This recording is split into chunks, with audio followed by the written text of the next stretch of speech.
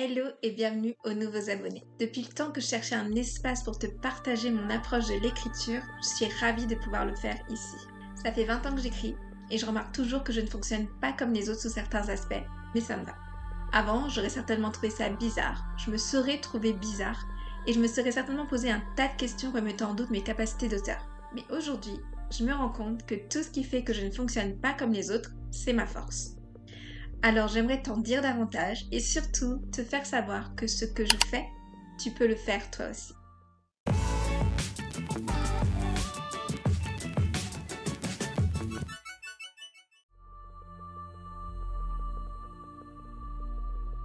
Lorsque je partage mon expérience en tant qu'auteur lors des événements auxquels je participe, on me demande souvent comment je procède pour donner vie à mes romans.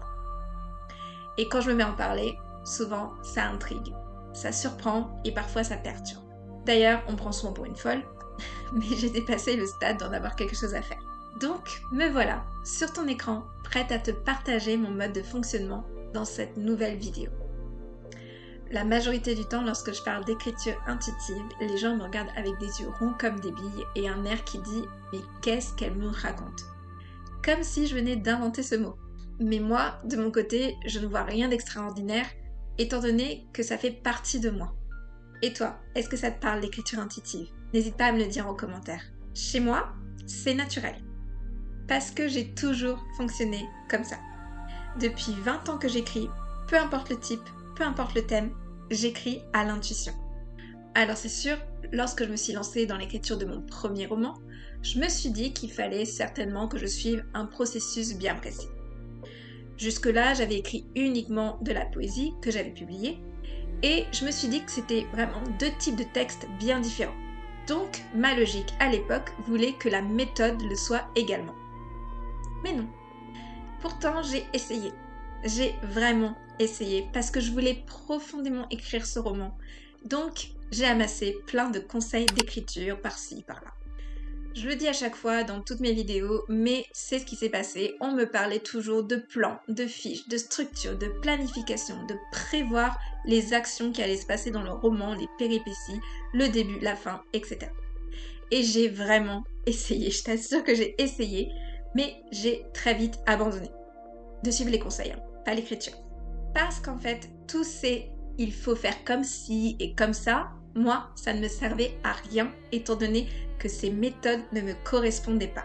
Et en vérité, j'avais déjà tout ce dont j'avais besoin en moi et ça s'est d'ailleurs imposé à moi. Et en vrai, on a toutes les clés en nous. Donc en 20 ans, j'ai écrit et publié plus d'une dizaine d'ouvrages de genres différents, fantastique, jeunesse, thriller psychologique, dystopie, autobiographie. Et en 20 ans d'écriture, je n'ai jamais fait de plan pour prévoir les péripéties de mes personnages avant de les écrire. Parce que je ne sais pas ce qui va leur arriver à l'avance. Et je ne vais certainement pas chercher à l'imaginer parce que ça ne marche pas comme ça pour moi. Et j'en sais quelque chose puisque j'ai déjà essayé et ça me fait penser tout de suite à Larry qui est un personnage issu de l'univers de World War Web. Donc, je n'ai pas besoin de savoir ce qui va arriver à mes personnages puisque je le découvrirai au moment où je l'écrirai. Et crois-le ou non, ce n'est pas moi qui décide. Je n'ai jamais créé de fiche de personnage avant l'écriture parce que je n'ai jamais décidé à quoi ressembleraient mes personnages. Je les vois très clairement dans mon esprit et c'est ça qui me permet de les décrire. Et je les entends me parler, c'est ça qui me permet de capter leurs intonations. Et en étant connectée à eux, je peux ressentir leurs émotions pour mettre les mots dessus. Lorsque j'écris, c'est simple, je ne me pose aucune question. C'est complètement intuitif. Tout est là, tout est fluide et tout est accessible. Et si une question vient éventuellement me titiller l'esprit, eh bien mes personnages sont là pour y répondre. Alors dis-toi que c'est comme si je regardais un film en 4DX et que je retranscrivais le tout. Et à l'époque où je parlais de la manière dont j'écris, qu'on se moquait de moi et que ça me touchait, oui, je me disais que c'était peut-être juste dans ma tête. Je me disais que oui, je suis certainement folle. Parce que c'est vrai, après tout, les gens qui ne comprenaient pas, ils trouvaient ça vraiment bizarre que je parle avec mes personnages. Et donc, j'étais juste une auteure bizarre. Et donc, j'ai fait des tests. J'ai essayé de décider en changeant ce que je percevais dans mon esprit juste pour voir ce que ça ferait. Et crois-moi, c'était horrible. Parce que mon texte, il sonnait faux. Il était forcé et mentalisé. Je sais pas si ça te parle, mais du coup, j'ai vraiment perdu en authenticité. Et au-delà de cette authenticité perdue, je n'arrivais plus vraiment à écrire, puisque c'était comme si je me battais contre moi-même. J'avais perdu la fluidité, la facilité et le flow. Et c'était vraiment stupide, en vrai. Mais j'avais besoin de me prouver à moi-même que je n'étais pas folle. J'avais besoin de me rendre compte que ce que je vivais au moment de l'écriture, c'était bien réel.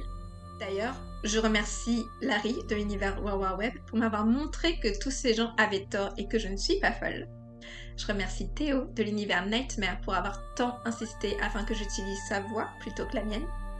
Et je remercie Mr. F d'un autre univers pour m'avoir accordé sa confiance et accepté le compromis.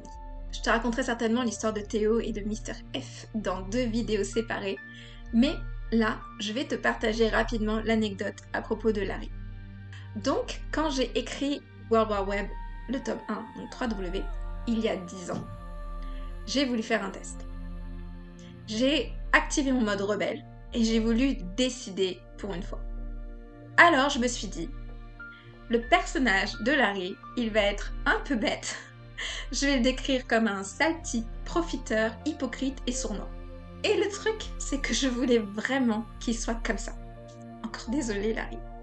Mais je voulais profondément qu'il soit comme ça. Donc je suis restée concentrée là-dessus. Et j'ai vraiment essayé. Encore une fois, je t'assure, j'ai vraiment essayé. Mais il n'y avait rien à faire. Plus j'écrivais, et moins il ressemblait à cette description. Et c'était vraiment pas faute de rester concentrée là-dessus. Le Larry que je voulais créer pour mon test, il était juste pas le Larry qui était censé être dans l'histoire que je devais raconter. Et au-delà de la description, c'était surtout dans ses actions. Tout ce qu'il faisait ne collait pas aux caractéristiques que je voulais absolument lui donner. Il y avait une incohérence, une vraie incohérence entre la personnalité que je lui avais créée de toutes pièces et sa manière d'agir, ses choix. Et c'était du coup n'importe quoi. Donc, j'ai arrêté de vouloir décider parce que c'était contre-productif, puisque c'était contre nature, et j'ai laissé Larry être là. Et du coup, les mots de mes lecteurs et de mes lectrices d'amour m'ont aussi permis d'assumer ce mode de fonctionnement qui peut paraître étrange, mais qui est bien réel.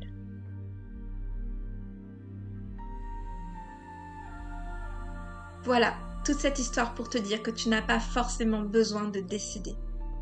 Parfois, il suffit de se laisser porter par les mots.